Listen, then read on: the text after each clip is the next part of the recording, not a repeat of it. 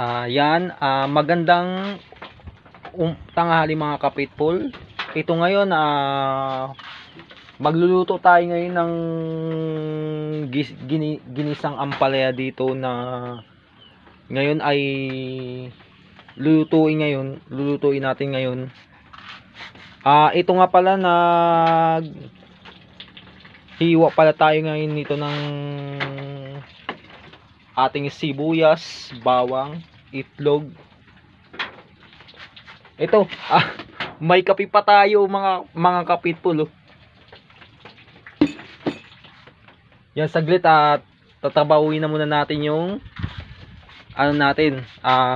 ating lulutuin. Yan mga kapitpul.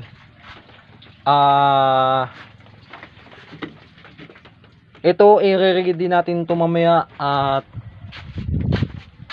saglit lang.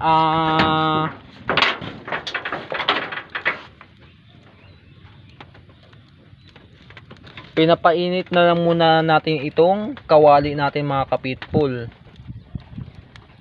At yan,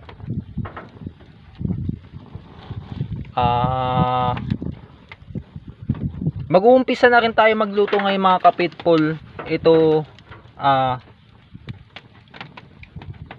pinapainit na muna natin yung kawali natin.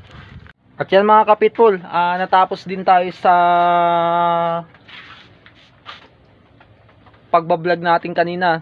Ito, magluluto tayo ngayon ng ampalaya natin. At yan mga kapitpul, maraming salamat po.